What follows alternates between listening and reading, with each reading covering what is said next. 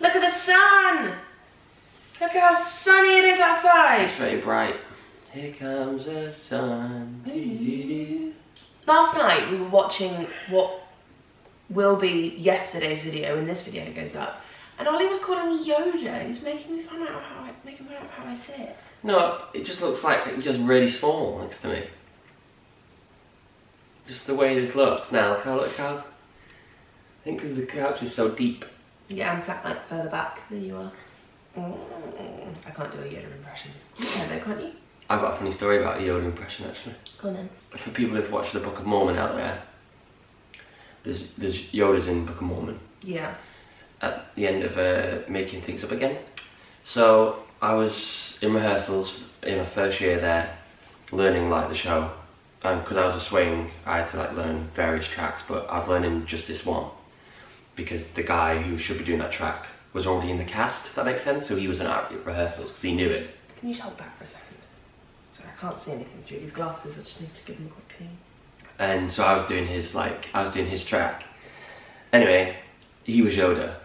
And I've seen the show before and I always thought it was like a voiceover because he comes on with a little hood and a little stick. And he says, making up again things you are. And that was the line. And then, right, we're gonna run that number. He went, Ollie, how's your Yoda? I was like, what? He was like, how's your Yoda? I was like, alright, why do I actually say that? Like, yeah, like, you say it, your mic's live, you say it. I was like, oh, right. It's like, right, okay then, from the top. So I'm, like, the number's running, and like, Yoda's hit at the back. And I'm at the back going, like, trying to, like, learn how to do it before I do it in front of the whole room. And because the way the music is, he goes, making things up again. And then that music cuts out, and he goes, making up again things you are, like that. Yeah. And then the music cuts in like, Arnold. So like it's a moment, like everyone like looks at Yoda. Everyone's quiet, yeah. I did it, and I felt like I did alright actually for the first go. And they were like, and then the MD came up to me and went, Ollie, go to Ron at the piano, who's like the assistant MD. It's like, he'll give you some Yoda lessons. And I was like, that's funny because that's normally what would happen if you mess up with it, you know, if you need to work on something vocally. He's like, no, seriously, go to Ron. He's really good at it. So I had to go to Ron, and he like taught me how to do it. And then I ended up doing it like. That's so funny. 100 times. But it's really weird. Like when I did it, this is why I used to like try like think. He said, think Kermit the Frog a bit in its placement. That's what I remember him saying. But up again, making things you are. It's very good. That was it. That's very, very good. I had to look down. That's why I just did that, because I had my little stick. I was like, yeah. So that's very good. There you go, little story for you. I'm so terrible with impressions. I mean, that's all I can say. But I don't know, you've got a knack for like accents and impressions. Whereas I don't know. I find it really hard to get my voice in different places. Yeah, for me, I have to like, say for example I've got an audition next week on Monday and I've got to go in and do an Irish accent. Like I'd have to, I know some of my mates and some people just go bam, like now, go into it. Yeah. I'm not, I have to go and like isolate every like sound they do and go through the script. Yeah. But once it's in the bank, I'm alright at it. I can sort of like, it's like when I had to do Australian for Priscilla, when I was going for doing like Priscilla rounds. And I was just doing Australian all the time. Well, I guess it's all just muscle memory, isn't it? You figure out where those muscles sit and what your voice is doing. Yeah. So once you get back into it, it's that familiar thing. I think American is the only accent that I'm vaguely decent at, just because of American TV. I've just heard it the most. Yeah. Like I didn't sit around watching Irish TV or Australian TV when I was a kid. Like I listened to American TV, so that's the accent that's like the most familiar. Because obviously we learn as actors like general American, as we call it, which is like non-specific. Yeah. Or try to be non-specific. But I was doing in Back to the Future, I did a little line near the end as Craig. Yeah. He was like Linda's boyfriend in the musical. And I was just saying it like how I would say it in like my American accent, but obviously with a bit of character. Roger Bart, who is American, came up to me and was like, "Oh man, you make me laugh with your little like," and he said Michigan twang. And I was like, yeah. But I like it's so weird that like this obviously if it's flipped and Americans were doing British accents, we'd be like, oh yeah, you sound a bit northern on that bit. Like they'd be like, really? Geordie. Yeah, we sound a bit Geordie. But obviously for us, like just doing American, we just tend to just American. Try to just do a generic American accent, which no one can really place. But yeah, it was really funny. Like it's just like, oh yeah, it's really funny how you've done that. And my head was like, no idea.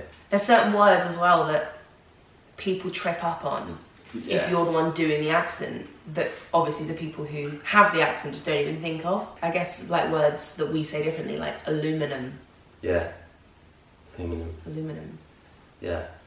Andy Fickman always used to make fun out of me in Heathers when I had to sing "A hot guy smiled at me without a trace of mockery," because I was doing like drunk, like what's that guy, you know, the shopkeeper in Simpsons where his voice is like I was doing like kind of drunk, like "A hot guy smiled at me," like that kind of thing. He was like, "You can't do that, you sound Irish." I was like, oh, okay. So every time it came up, he'd be like, "A hot guy smiled at me." Jamie had one as well in Heathers, which was saying quite darkly Nazis, because he'd try and make it Nazis, but it's not. It's Nazis. Yeah. So you've got to think of it like you're tying a knot on your shoe. Nazis, yeah. Like sometimes we can try too hard though. Like I think. Like even Back to the Future, there was me saying re-engineered. Like there's just random words like that that are so easy for the people whose accent it is, but for us it's like every time you have to switch your brain on right before you say that. But I was doing my R's too hard, because obviously the American I was like re-engineered, like it's on R's. Nick Finlow came up to me, the MD was like, just think of the last R and you'll be fine, because the American team going, Ollie, like you're trying too hard, just say it. Because I was going like re-engineered, like it's like and it's like just say re-engineered. Yeah, we were being taught you're welcome for the first time, and my first part, because it's all kind of like, it's almost like crap rapping. Like it's almost like rapping badly because it's not really rapping. It's just like talking in time, so it's kind of spoken. It's not really to a melody, and it's not fast, but when you're learning it, you're like, oh my god.